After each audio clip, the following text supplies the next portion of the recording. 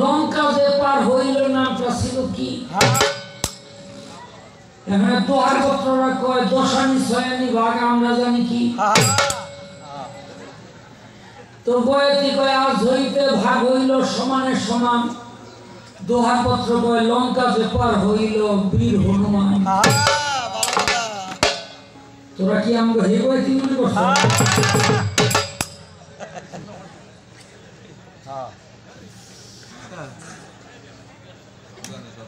এই দেখ আমগো গানের পয়েন্ট গুলি দেখ। আল্লাহ পাক নূর তাজাল্লাহ নূরকে জিজ্ঞেস করে মুহাম্মদি নূরকে, আলাস্তুদের রাব্বিকুম, আমি কি তোমার প্রভু না?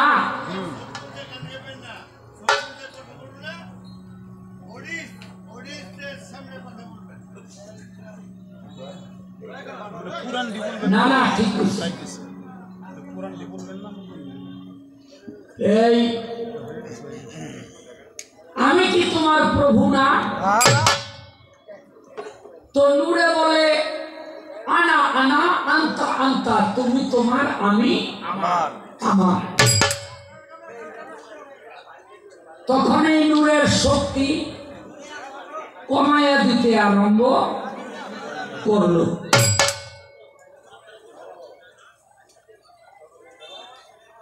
তো নূরের শক্তি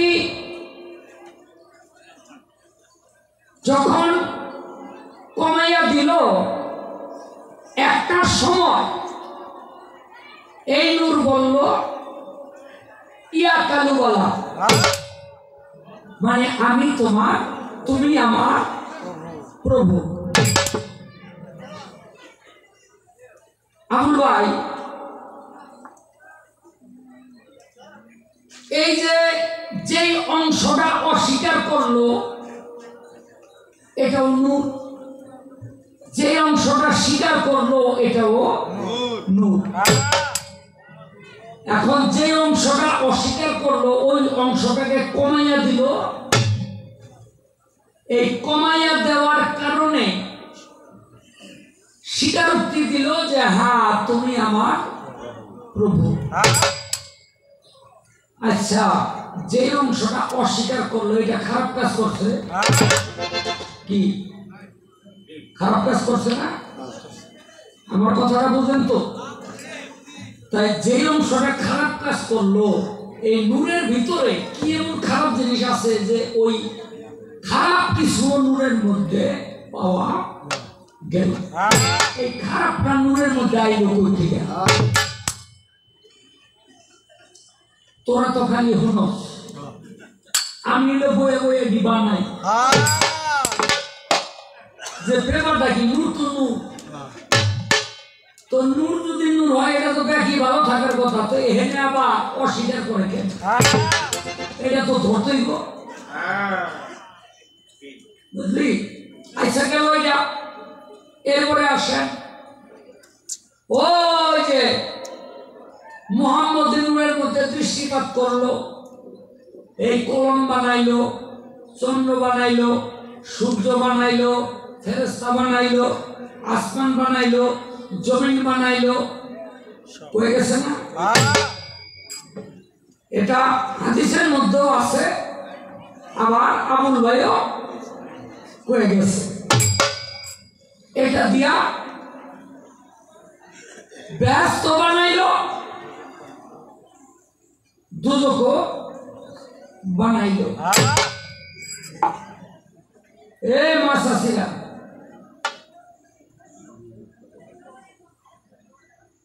দেখেন অনেক ভাতের মধ্যে যদি একটা কালা ভাত দেখেন তাহলে ওটাকে কি কয়? মরা ভাত। মরা ভাত। অনেক মহিলাদের মধ্যে যে একটা পুরুষ থাকে এটা মরা পুরুষ।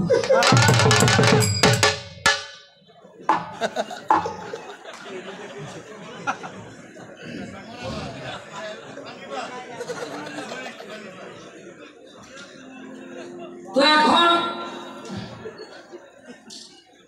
এই যে নূর দিয়া ব্যস্ত বানাইলো, দুদক বানাইলো, খুব খেয়াল করে শুনবেন। ব্যস্ত মানে হলো শান্তির জায়গা। ওখানে একটা পুরুষ ব্যস্ত গেলে 70টা করে হুর দিব। কটা করে হুর? কি হুর হইল? নারী সাদৃশ্য। হাদিসের মধ্যে আসছে একটা হুর। এই মহিলারা কথা বলে বোঝেন না? কারা কথা কন?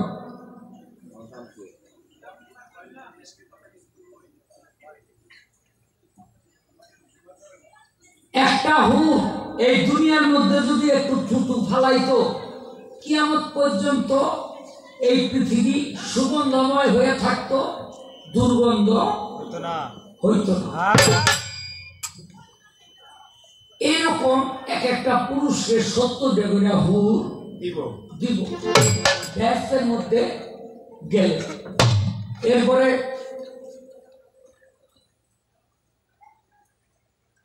এই আঙ্গুর গাছের গোড়া এটার উপরে আর মাথা হইল নিচে।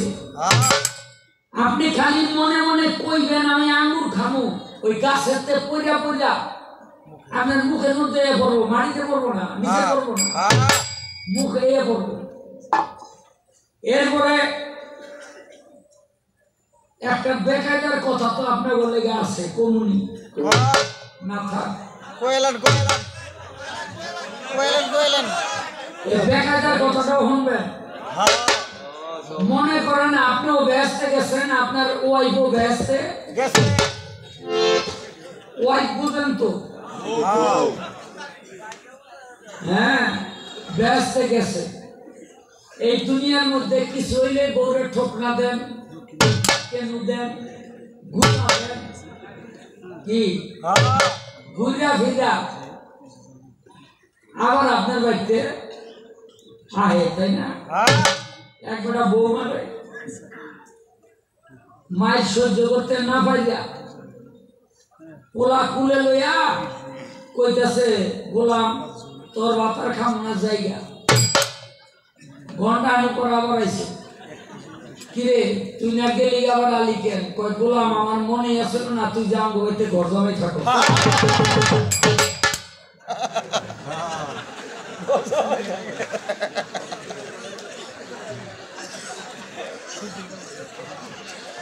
রাগ করে তো বাবার বাড়ি যাইবে নাকি? মায়া গত আর কোন জায়গা আছে? বাবার বাড়ি ছাড়া কি করেন আপনারা? আর কোন জায়গা নাই। তো পোলা লইয়া বাবার বাড়িতে বসে আইয়া দে হে জামাই, এখন হেরো মন হয়েছে আর এইলাম আমার বাপের বাড়ি। জামাই তো তুই আইস কেন? আমার মনে আসল না, তুই যা বইতে ঘর জমাই থাকো। এরকম ঠোকনা ঠাকনি যারা দেন, হ্যাঁ উদ্দেশ্যে জান্নাতের মধ্যে গেলে এই দুনিয়ার মধ্যে বউরে আপনি ঠোকনা, হ্যাঁ কিছু কয় না, কারণ আপনি হইলেন মালিক, মালিক মানে স্বামী, আর উনি হইল স্ত্রী, স্ত্রী মানে হইল আশ্রিকা। আপনি দয়া করে আশ্রয় দিচ্ছেন, এই জন্য আপনি হইছেন স্বামী, হ্যাঁ হইছে স্ত্রী, অধিকার আপনার আগে। হ্যাঁ, কিন্তু ব্যস্তের মধ্যে আপনার পাওয়ার কমাই দিব আল্লাহ। এদিন কি করব জানেন? স্ত্রীকে জিজ্ঞেস করবে, এই স্বামীটা আমি তোমাকে দুনিয়ার মধ্যে দিছিলাম, এখন ইচ্ছা করলে এই স্বামী তুমি নিতে পারো, ইচ্ছা করলে তুমি তারে ত্যাগও করতে পারো, তোমারে আমি এরকম একটা স্বামীর বদলে 70টা গোলেমা দিব। আজকাল দুনিয়ার মধ্যে যদি খারাপ ব্যবহার করেন, সেদিন কিন্তু বাইক্যা বইব। কি কইব জানেন? গোলামে আমারে বহুত কিলাইছে, বহুত মারছে। এইটা দরকার নাই। যার জন্য যারা বিবাহিত পুরুষ তাদেরকে বলি, ভাই পায়ে ধরে ব্যবহারটা একটু ভালো করে, নাইলে কিন্তু হেনে গিয়ে আড়াই দেয়। আর যারা 3-4 বিয়া করে বইয়া রয়েছে, হেরা তো আরো মরছেন, একটাও পাইবেন না, একটাও পাইবেন না। কারণ ওনে গিয়া কইব আমি হেরে চাইলে কি আর তিনটা ভাও এসে না হের দরকার নাই পরে ডাইকব আমি চাইলে কি আর তিনটা ভাও এসে না আমার দরকার নাই এরকম 4-5টাই এই কথা কই আপনাতে বলাইব সে একটাও আপনার কপালে কথা ঠিক কিনা যার জন্য ব্যবহারটা এই দুনিয়ায় থাকতে লগে একটু ভালো করলেন যেন ওখানে গিয়া কয় না যে ভালো আসছিল আরে বুদ্ধি তো আমার কাছে আছে বন্ড বিচার দোকানে গিয়ে অর্ধেক খাই অর্ধেক লয়ে যাবেন পকেটে বইটা বাসায় গেলে তো দেবো তোমার পকেটে রুটি কেন আহা গো অর্ধেক খাইছি আর তোমার কথা মনে পড়ছে আর খাইতারি না এরকম 7 দিন করে দেখেন না পুরা দেশ ডোল দিব আহা হন শুনি গো আমার উনি এত ভালো লোকের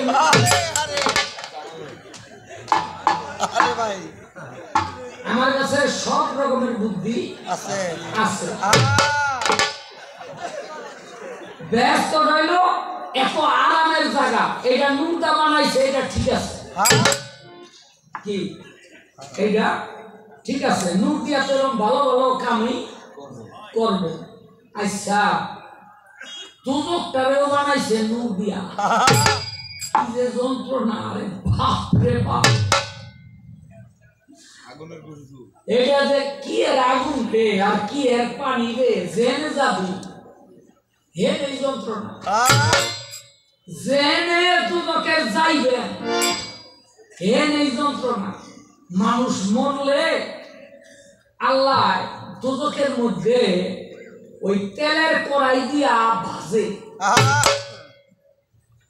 তেলের কড়াই দিয়া ভাজে বাংলাদেশের এক কড়াই জার্মানের এক কড়াই ওই আমেরিকার এক কড়াই রাশিয়ার এক কড়াই এরকম প্রত্যেকটা দেশের একটা করে কড়াই সব দেশের কড়াইয়ের সামনে দুইটা ফেরেশতা ওই তেল সাতরাইয়া ফুটন্ত তেল তো ওর মধ্যে ভাজা হইতে থাকে তো ওই সাতরাইতে কিনারে আইয়া পরে কড়াই আর ফেরেশতা গুরুত্ব দিয়ে ছোট্ট করে একটা বাড়ি দেয় আটটা ছুটতে যায় আবার তেলে কড়াই মাঝখানে যায় কিন্তু চাইয়া দেখে বাংলাদেশের যে কড়াই ওই কড়াইয়ের সামনে কোনো ফেরেশতা নাই তো আমেরিকান রাশিয়ান ওই সমস্ত মানুষে কড়াই থেকে একটা আরেকটা কয় বাইরে জীবনে কি ভুল আছে করছি বাংলাদেশের জন্ম নাম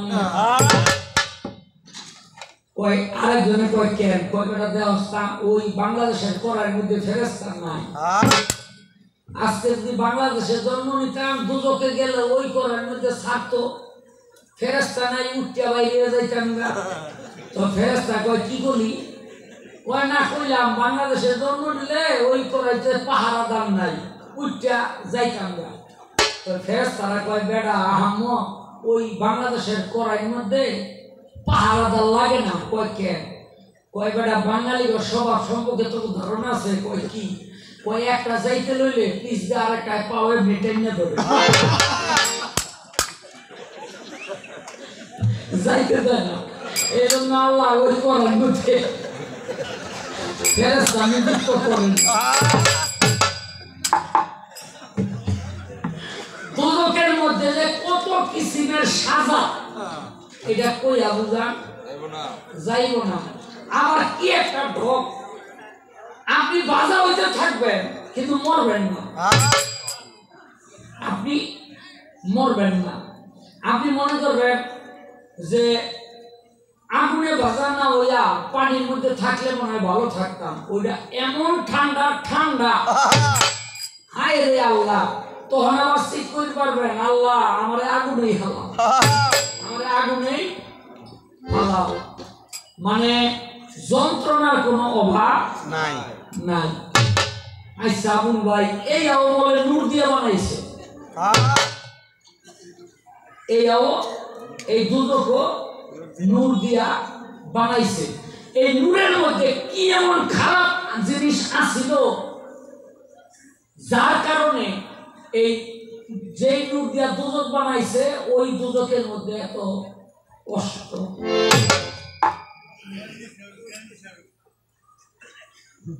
এই কষ্টটা কেন?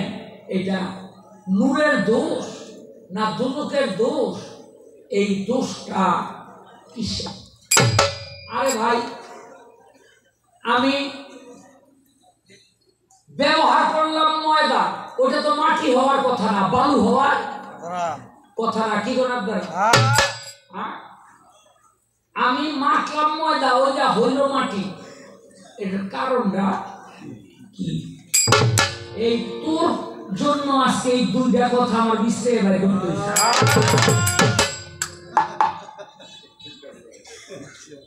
একটা গান গাই, এরপরে তার প্রশ্নের জবাব করবো ইনশাআল্লাহ।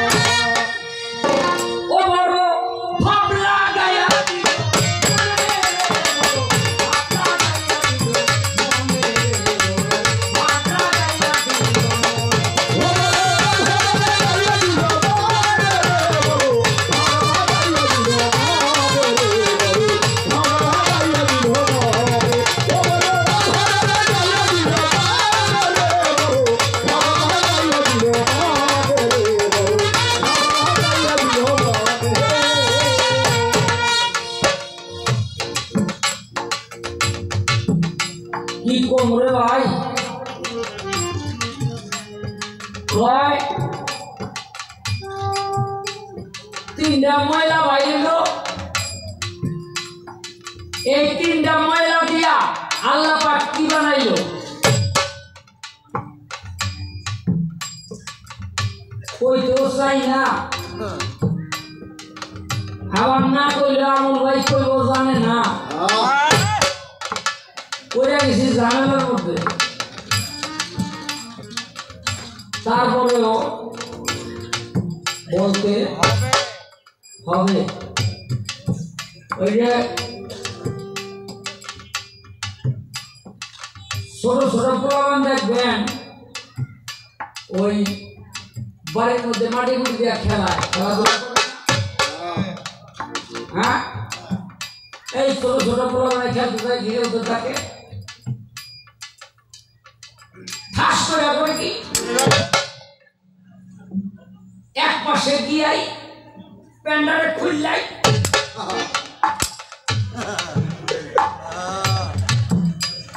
বুঝলেন নাই না বুঝলেন নাই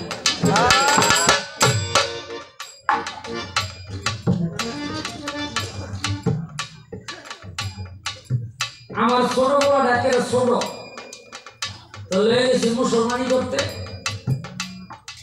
এখানে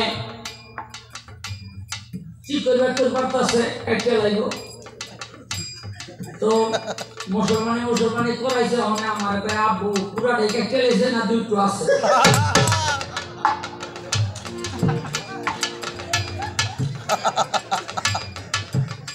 আমি শুনতেন ওই মেলে আমি পোশাক করুন কি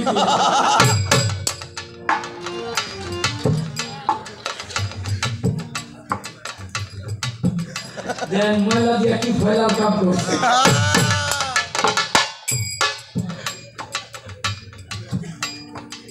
এরপরে আরো আসেনি দুই পাশে দুইটা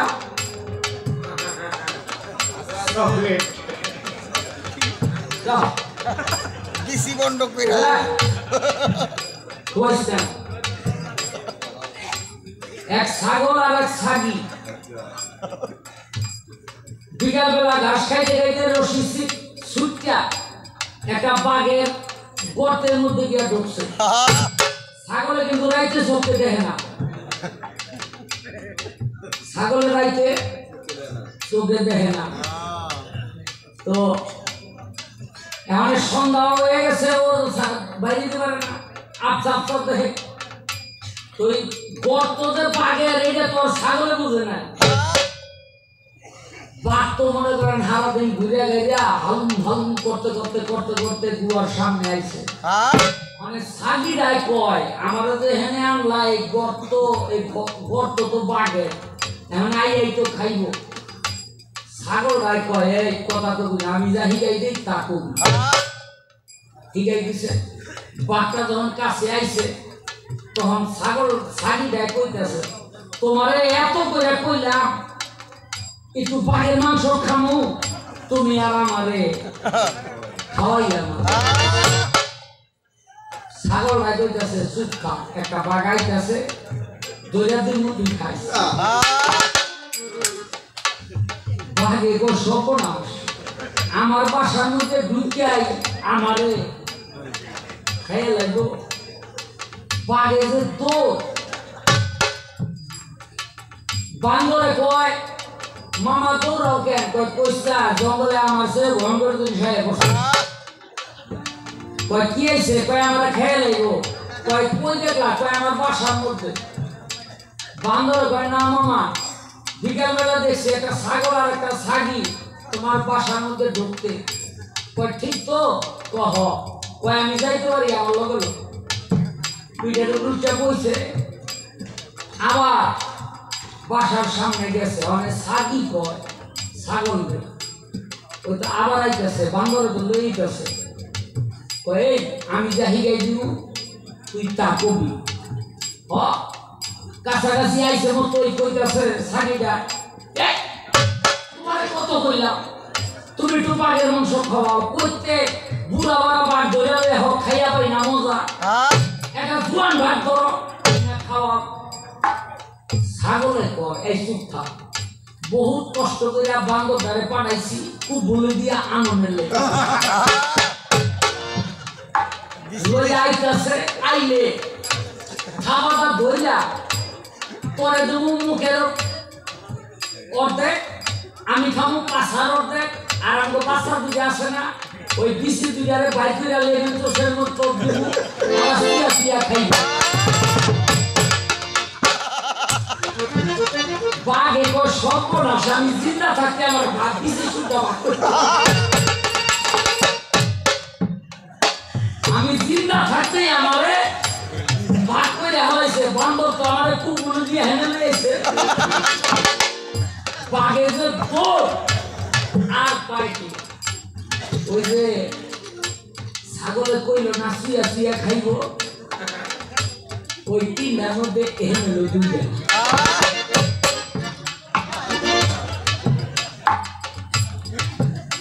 এসে আর বেশি ভাঙ্গা বলা যাবে না কারণ আমি একটা মানুষও বসে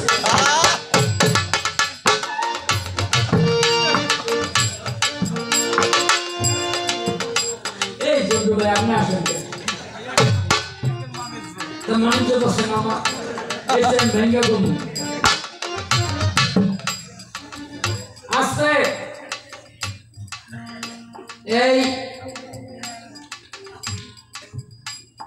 ছিদ্র কতগুলি দেখেন এই চালনের মধ্যে যতগুলো ছিদ্র ছিল এই দেহের মধ্যেও ততগুলো ছিদ্র অনেকে মনে করে এই দেহের মধ্যে 9টা ছিদ্র আসলে না এক একটা পশমের গোড়া দিয়েও এক একটা ছিদ্র কি আছে আছে না কারণ ডাক্তাররা বলে আপনার দেহের চর্বি যদি বাহির করতে হয় আপনি এমন ভাবে দৌড়ান যেন ঘাম ছড়ে ওই পশমের গোড়া দিয়া ঘাম বাহির হয় তাতে চর্বি কাটে আবার এই আমার রফিক ভাই মতো যাবো মাথা চুল করে যায় হ্যাঁ ছিদ্র বন্ধ হয়ে যায় আবার অনেক মানুষ আছে মাথায় চুল নাই কিন্তু চিরুনি বকে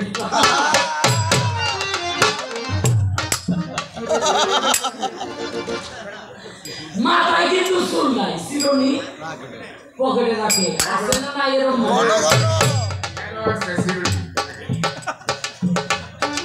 কত সিনেতে মানুষ আছে রে লুঠর এরকম টাক পড়া একটা গেছে সেলুনে তো মাথায় আসছিল টুপি নাপিতে খুলছে কয় কি করো খুললেই তো মেজাজ খারাপ সারা বাজারে মাথায় 8টা চুল এটা গড়ুন না কাটুন কয় তুই গড়িস না কাটিস না কলপ লাগা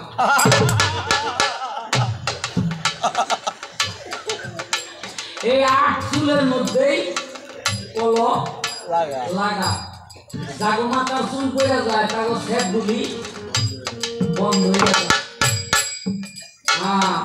ওই চালনের যতগুলো ছিদ্র ছিল এই দেহের মধ্যেও ততগুলো ছিদ্র এই দেহের চালন দিয়া এখনো চালনা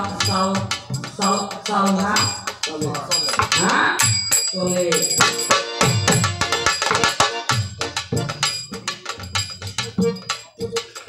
কয় 18 জায়গার মাটি দিয়া বানাইছে তো নামি বানাইছে মক্কার মাটি দিয়া পেশানি বানাইছে মদিনার মাটি দিয়া পা বানাইছে সাফা মারওয়ার মাটি দিয়া বুক বানাইছে বাইতুল মুকাদ্দাসের মাটি দিয়া আর মুখ বানাইছে বেহেশত থেকে হ্যাঁ আর বুক বানাইছে এই পেট বানাইছে আরাফাতের মাটি দিয়া পিঠ বানাইছে জেদ্দার মাটি দিয়া উরু বানাইছে মিশরের মাটি দিয়া হাঁটু বানাইছে সিরিয়ার মাটি দিয়া এমনি করে 18টা এলাকার মাটি দিয়া আদমকে তৈরি করা হয়েছে কেন জানেন কারণ একটাই সেই কারণটা হলো বিভিন্ন রঙের মাটি দিয়া বানানোর কারণে আদম সন্তানও বিভিন্ন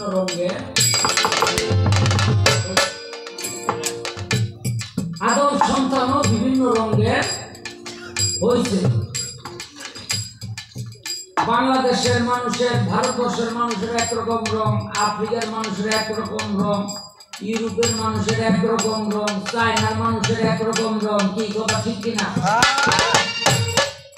এরকম বিভিন্ন রঙের মাটি দিয়ে বানানোর কারণে আদম সন্তানও বিভিন্ন রঙের হয়েছে। আবার সব এলাকার মাটির গুণাগুণও এক না, এই জন্য আদম সন্তানেরা কোনোটা বাইকা, কোনোটা খাট্টা, কোনোটা লম্বা। হ্যাঁ, যেমন আবুল ভাই অনেক লম্বা, আমি আবার মাঝামাঝি, আমার সে আইসেন না, আমি খাটো মুখে। আমি যেদিন আপনি কইছিলেন যে শালম তুমি তো খাটো, সেদিন আমি ঢাকা মেডিকেলে গিয়ে মা পাইছি 100টার লেগে খাটোর মধ্যে পড়ি।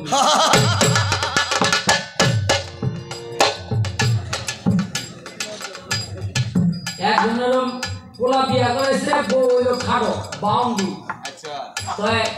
খালে গেছে পানি আনতে, আসরের ঝাপটা খাইয়া না ফুল গেছে গা কলসির মধ্যে পড়িয়া।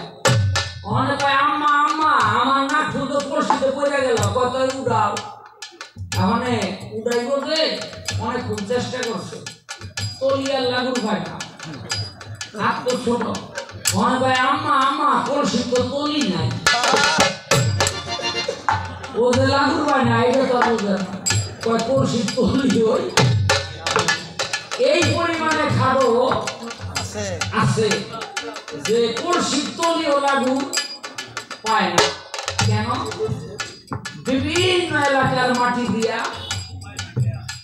আদমকে বানাইছে, এই জন্য আদম বিভিন্ন রঙের এবং বিভিন্ন কোয়ালিটির আদম সন্তান হয়েছে।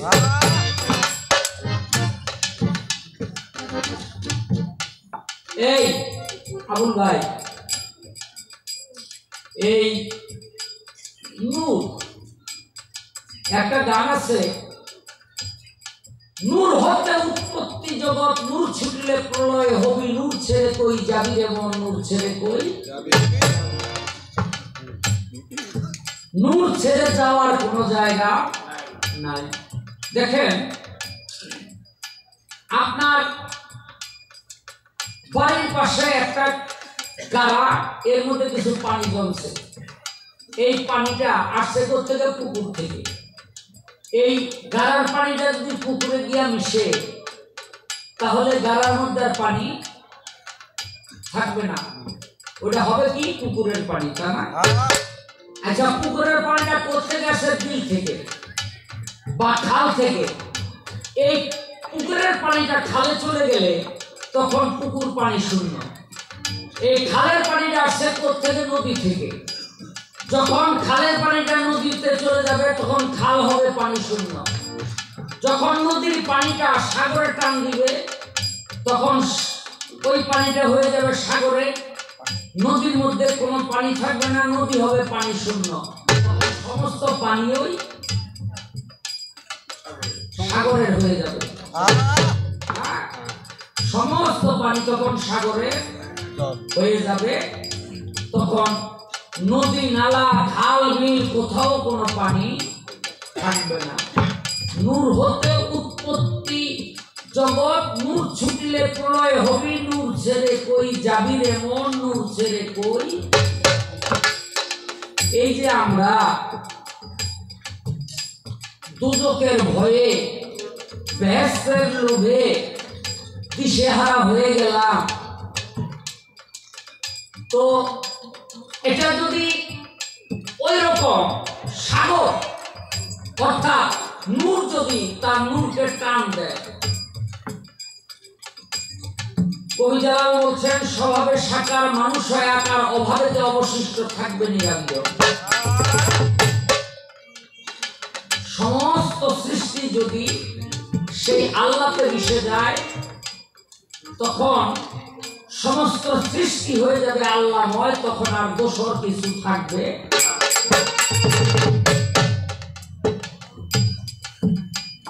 এই সমস্ত সৃষ্টি ওই আল্লাহতে মিশে গেলে তখন এই ব্যস্ত দুটো দিয়ে আল্লাহ করবে।